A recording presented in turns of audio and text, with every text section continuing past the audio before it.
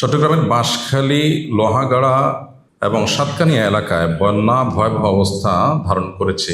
ইতিমধ্যে আমাদের টিম বন্যা দুর্গত এলাকায় উদ্দেশ্যে চলে গেছে এবং সেখানে পাহাড়ি ঢলের কারণে, অতিবৃষ্টির কারণে মানুষের জনজীবন বিপর্যস্ত, প্রচণ্ড রকমের বন্যা পরিস্থিতি সেখানে তৈরি হয়েছে। আমি উদাত্ত আহ্বান করব সে সমস্ত এলাকার মানুষদের প্রতি, এই সময়টাতে, বন্যার শুরুর সময়টাতে মূলত দরকার হলো আশপাশে মানুষের সহযোগিতা। দূরের মানুষ গিয়ে যতটা সহযোগিতা করতে পারে, বন্যার শুরুতে মূলত কাছের মানুষরা সবচেয়ে বেশি সহায়তা করতে পারে। ধরুন একটা পরিবার, তাদেরকে উদ্ধার করা দরকার, তাদের ধান চালগুলো ডুবে যাচ্ছে, কারোর বিল্ডিং আছে, তার উচিত হলো তার বিল্ডিংয়ে স্থান দেওয়া, তার ছাদে স্থান দেওয়া।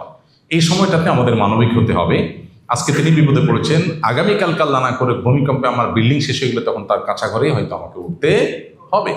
এজন্য আল্লাহকে সন্তুষ্ট করার জন্য এই সুযোগকে কাজে লাগানো, এটা স্কোপ বান্দাকে সেবা দেওয়ার জন্য, দিয়ে আল্লাহকে খুশি করার জন্য। এজন্য আমি উদাত্ত আহ্বান করব, এই সমস্ত দুর্গত এলাকাগুলোতে, বাঁশখালী, সাতকানিয়া, লোহাগাড়া, যে সমস্ত এলাকাগুলো প্লাবিত হয়ে গেছে, ঘরবাড়ি ডুবে গেছে, যাদের সামর্থ্য আছে, যাদের বড় দালান কোঠা আছে, তারা অন্যদেরকে, আশপাশের প্রতিবেশীদেরকে সকল প্রকার ভেদাভেদ ভুলে গিয়ে, এমনকি হিন্দু মুসলিম নির্বিশেষে প্রত্যেকটা মানুষকে আশ্রয় দিবেন এবং সবাইকে বেঁচে থাকতে সাহায্য করবেন। এটা হলো স্থানীয়দের সবচেয়ে বড় কাজ এবং এই মুহূর্তে তাদের কাজটা সবচেয়ে বেশি জরুরি। আমরা দূর থেকে গিয়ে যতটা করতে পারবো তারা আরো বেশি করতে পারবেন। অনেকে স্বার্থপরের মতো, আমি আমার ফ্যামিলি ভালো আছি, বা দরজা বন্ধ করে দেয়, বাকি সব দুনিয়া ডুবে যাক, আমার কিছু করার নেই, এই মানসিকতাটা, স্বার্থপরের মতো মানসিকতা একজন ইমানদার লালন করতে পারে না। এই টাইমটাতে আমরা সবাই সবার পাশে দাঁড়াবো, আর আশপাশের লোকেরা যার যার স্বার্থ অনুযায়ী, আমার বাসায় খাবার আছে বা আমার আশপাশে আছি, তো আমি তাদের জন্য খাবার নিয়ে ছুটে যাবো। কারণ দূর থেকে মানুষ যাবে, তারা কাজ করবে, সময় লেগে যাবে।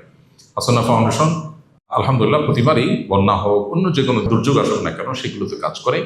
আমরা এখানেও কাজ করবো ইনশাআল্লাহ। শুধুমাত্র ত্রাণ কার্যক্রম নয়, আল্লাহ চাহেন তো যদি ঘরবাড়ি ক্ষতিগ্রস্ত হয়ে থাকে, বন্যার পরে ইনশাআল্লাহ পুনর্বাসন করা, ঘরবাড়ি করে দেওয়া।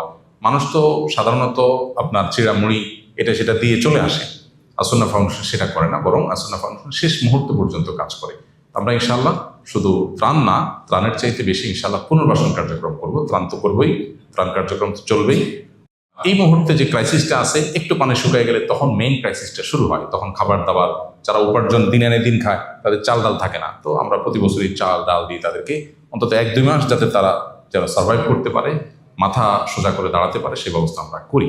তো ইনশাআল্লাহ সাময়িক ত্রাণ কার্যক্রম, তারপরে পার্মানেন্ট ত্রাণ কার্যক্রম এবং পুনর্বাসন কার্যক্রম, তিনটে আমরা করবো ইনশাআল্লাহ সাধ্য অনুযায়ী। ইতিমধ্যে আমাদের টিম দুর্গত এলাকার উদ্দেশ্যে রওনা হয়ে গেছে। আল্লাহ তাআলা দুর্গত ভাইদের দুর্গতি দূর করে দিন, তাদের কষ্ট আল্লাহ তাআলা লাঘব করে দিন। আস-সুন্নাহ ফাউন্ডেশন, উম্মার স্বার্থে, সুন্নাহর সাথে।